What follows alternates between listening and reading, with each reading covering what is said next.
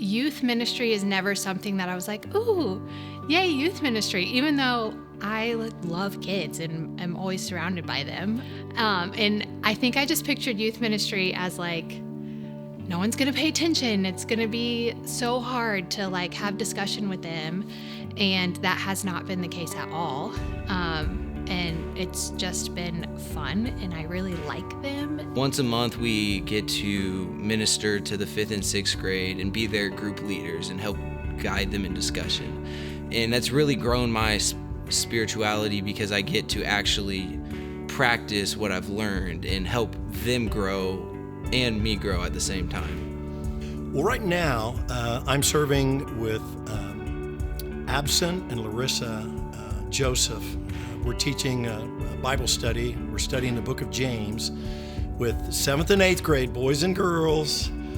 And I initially agreed to do this because my son Jude is in that class. And he kind of is nervous sometimes going into new situations. And I know his first year in JC Body Shop, going from an elementary school classroom of 8 or 10, maybe 12 sometimes, to a couple hundred kids, that was, kind of scary for him. So I thought, well, I need to get involved. So one thing that keeps me coming back every Sunday morning is Noah and Emily's sermon reviews that they have. They take Steve's jam-packed message and they look at this piece of scripture that he used, the historical context behind that, and then they give us a space where we can discuss openly about what this means and the deeper questions that come up after that. I have said this, in a board meeting, I've said this to numerous people when I talk about this class. I've been so surprised, and I don't know why I'm surprised, but how encouraging these kids have been to me. I know that Elizabeth and the other leaders sometimes have them write cards to us, like at Christmas times and such, but there have been times even that kids have texted me or wrote me a note just of encouragement. And I think even as an adult, sometimes I leave conversations that were really impactful for me and I don't take the time to tell someone.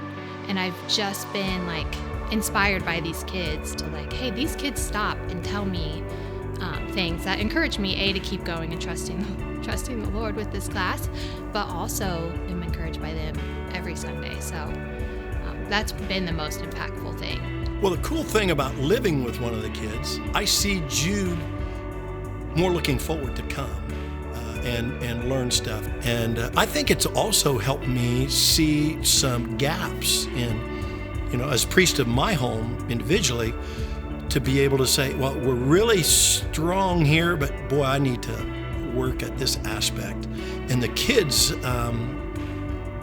are so open at that age. And so they're willing to share. And when we do prayer time, that's one of my responsibilities.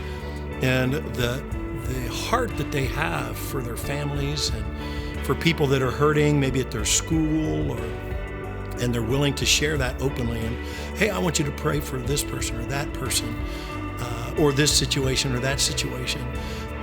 It's meaningful for me that they're sensitive enough to that, but it's also such a wonderful forum for them to recognize that expressing someone else's need can help them express their own need when the time comes.